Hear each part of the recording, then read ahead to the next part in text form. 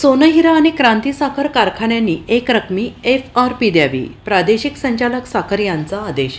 संदीप राजोबा.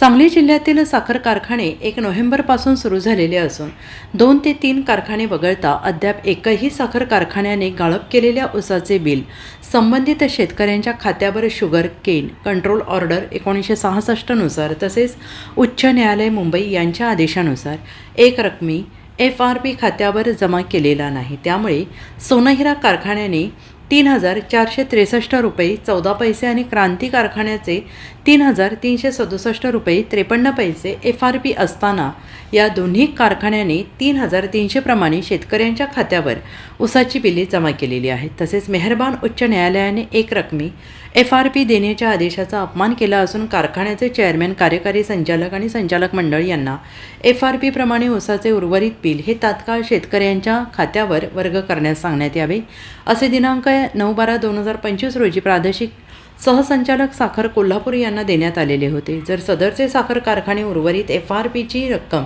शेतकऱ्यांच्या खात्यावर करणार नसतील तर शुगर केन कंट्रोल ऑर्डर 1966चा भंग आणि मेहरबान उच्च न्यायालयाने दिलेल्या आदेशाचा अपमान केलेला असून तसेच सदर कारखान्यावर RRC अंतर्गत कारवाई करून शेतकऱ्यांना त्यांचे पैसे व्याजासहित मिळवून द्यावेत आणि कारखान्याचे चेअरमॅन, कार्यकारी संचालक आणि संचालक मंडळ यांच्यावर फौजदारी गुन्हे दाखल करण्यात यावेत. अन्यथा स्वाभिमानी शेतकरी संघटना न्यायालयाच्या आदेशाचा अपमान झाल्याबद्दल रीट पिटिशन दाखल करेल आणि तीव्र स्वरूपाचे आंदोलन छेडले जाईल असं प्रादेशिक सहसंचालक साखर यांना दिनांक 9 रोजी निवेदनाद्वारे दिला होता. त्याची दखल घेऊन प्रादेशिक सहसंचालक साखर कारखाना कोल्हापूर यांनी दिनांक 15/4/2025 रोजीच्या शासन निर्णयाप्रमाणे गाळप हंगाम 2025-26 साठी ऊस नियंत्रण आदेश 1966 मधील तरतुदीनुसार आणि मेहरबान उच्च न्यायालय मुंबई यांनी रीट पिटिशन क्रमांक 5736/2022 मध्ये पारित केलेल्या आदेशानुसार कारखान्यास ऊस पुरवठा शेतकऱ्यांना ऊस बिले अदा करणे बंधनकारक राहील असा आदेश सोनेरा आणि क्रांती साखर कारखान्यांना दिलेला आहे. सांगली जिल्ह्यातील साखर कारखाने 1 नोव्हेंबरपासून सुरू झाले आहेत. जवळपास 1.5 महिना उलटला.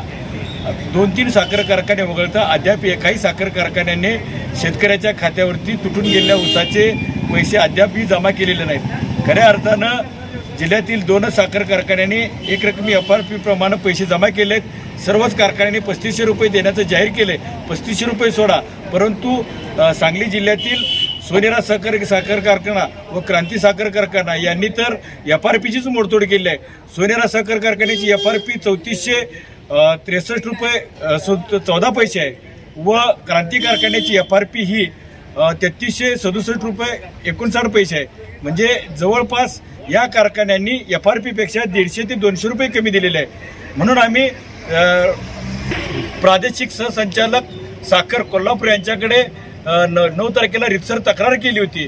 त्या तक्रारीची तात्काळ दखल घेऊन साखर सहसंचालक संगीता डोंगरे मॅडम यांनी या दोन्ही कारखान्यांना बोलवून त्या ठिकाणी त्यांना शुगर केन कंट्रोल आदेश 1966चा भंग झाला असून मुंबई हायकोर्टाने जो निकाल दिला आहे एक रकमी FRP देण्याचा, त्याची कारवाई तात्काळ करा असे आदेश दिलेले आहेत. आम्ही त्यांना सांगितलं होतं जर का तुम्ही याच्यामध्ये दिरंगाई केली तर न्यायालयाचा अवमान झाला म्हणून आम्ही त्या ठिकाणी अवमान याचिका कोल्हापूर सर्किट बेंचमध्ये दाखल करू.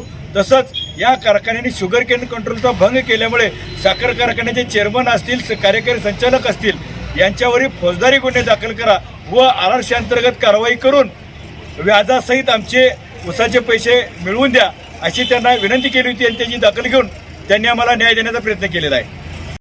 Bureau report SBN Marathi Sangli.